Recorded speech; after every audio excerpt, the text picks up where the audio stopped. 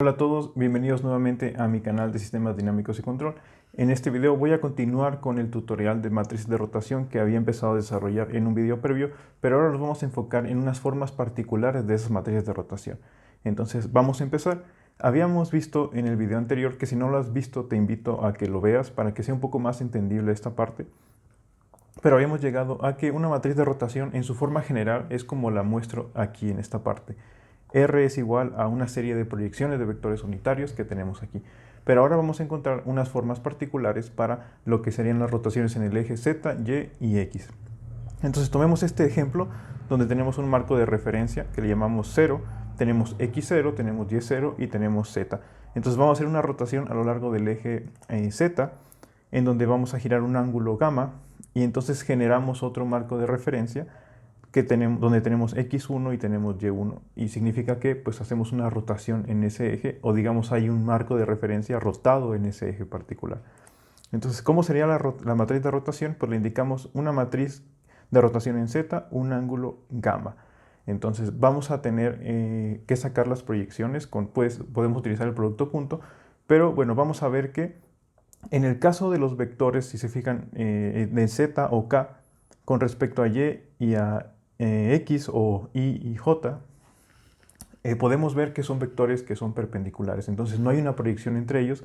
Por lo tanto, aquí en estas relaciones de K con Y y K con J, tenemos que el valor es 0 de la proyección porque son perpendiculares y son paralelos K0 con K1.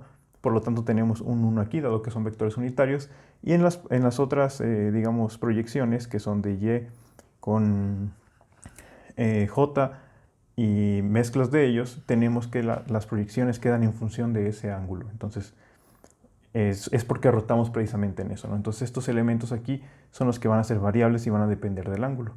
Ahora, si nosotros rotamos en el ángulo, perdón, en el eje de Y, tendríamos una rotación, un ángulo beta, y pues se expresaría como R de Y, que rotamos en Y, pero un ángulo beta.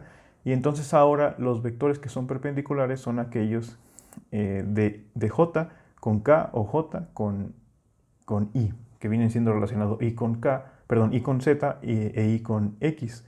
Si se fijan, este elemento de aquí, este de acá y este de acá serían vectores perpendiculares, por lo tanto tenemos que la proyección es 0.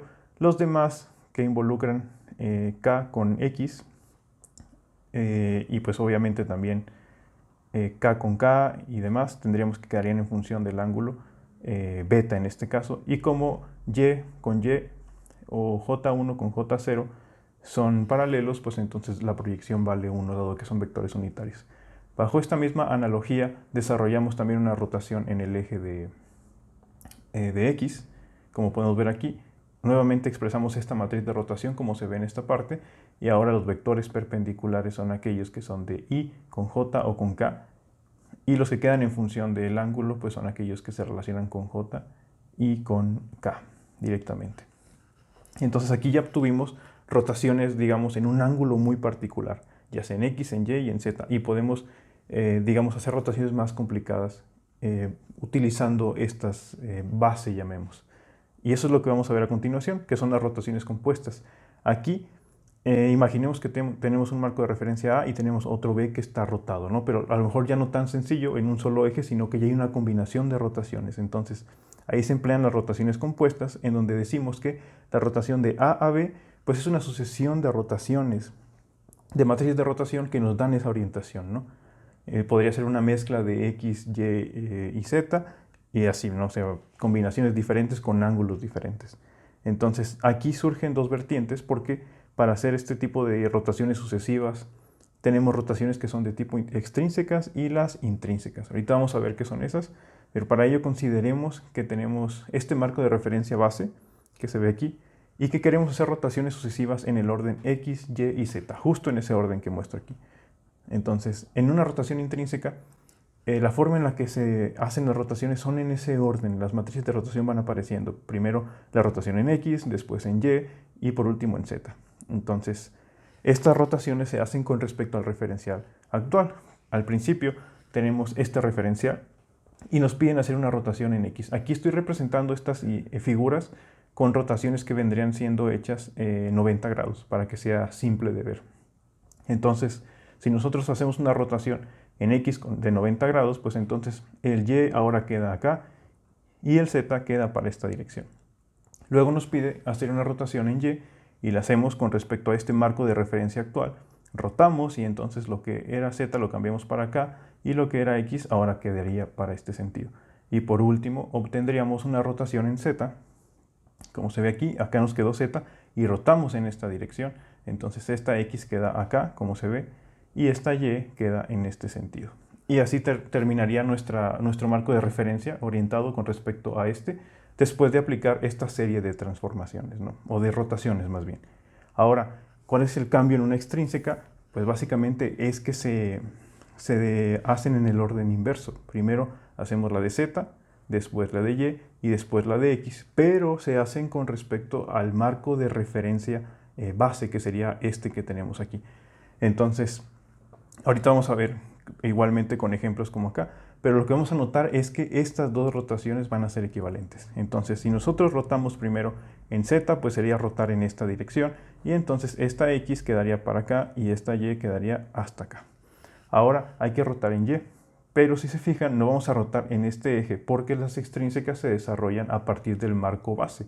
Entonces el Y del marco base está acá, entonces la rotación sería en este sentido, a pesar de que el del actual es el X, pero son extrínsecas, entonces lo haríamos así, y lo que antes apuntaba a Y para acá, ahora quedaría en esta dirección, y el Z quedaría en esta otra dirección. Por último, si nosotros rotamos con un ángulo en X, que como ya comenté, es con respecto al referencial base, en este caso con el recurrente sería, con el actual, perdón, sería en Z, pues lo que haríamos es rotar en esta dirección y ahora lo que antes era X en esta dirección, ahora quedaría para acá y lo que era Y quedaría para esta dirección, perdón.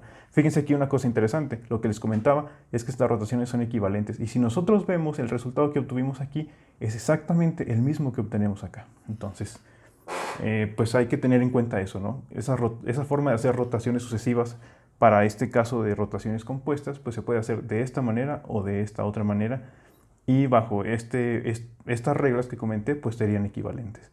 Ahora vamos a ver en dónde se aplican esas matrices de rotación, ¿no? O más bien ese tipo de rotaciones. Entonces, el uso de las rotaciones extrínsecas está en una representación que se conoce como roll, pitch y yaw, donde tenemos una sucesión como la que acabamos de ver, que va en X, Y, Z y que son hechas con el referencial base porque son extrínsecas. Tenemos que el orden vendría siendo de forma inversa, X quedaría al último, Y pues en ese orden y luego Z, ¿no? Y nombramos a cada uno de los ángulos así, como se muestra roll, pitch y yaw, y se usa mucho esta representación en aviación. ¿Por qué? Porque nos interesa conocer cómo está orientado el marco base, es decir, el marco de referencia del cuerpo, con respecto a estos ángulos que vemos aquí. Es una convención muy útil, tal vez algunos ya lo han utilizado sin saber este trasfondo, pero este es el que se utiliza mucho, ya sea para un dron o para un avión, etc. Entonces ahora el uso de rotaciones intrínsecas, pues están los ángulos de Euler, que hay varias representaciones.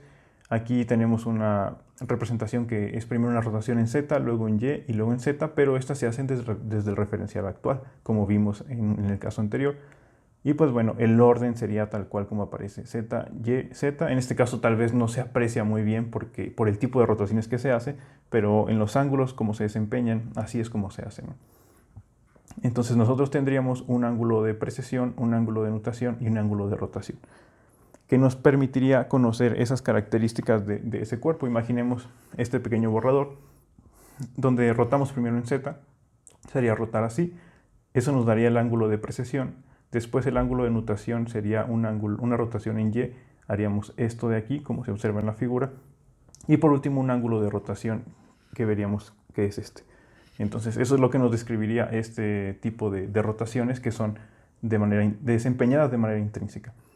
Y por último, el ejemplo que también se utiliza en rotaciones intrínsecas es en transformaciones de movimiento. Imaginen que tenemos varios marcos de referencia y que queremos conocer las rotaciones con respecto del referencial base, pues podemos hacerlo. Por ejemplo, si queremos saber la rotación de 0 a 2, tendríamos que hacer la multiplicación de la rotación de 0 a 1 y de 1 a 2, que es el orden de las rotaciones intrínsecas. Lo mismo sucedería para el caso de 0 a 3, que sería la sucesión de transformaciones en ese orden que van apareciendo. Y pues esto se emplea básicamente en robótica cuando hacemos las transformaciones. Ya ven que tenemos que cada eslabón tiene un ángulo que gira en una dirección, asignamos un referencial y pues tenemos esa serie de referenciales y podemos conocer la orientación de, digamos, cualquiera de ellos con respecto al base.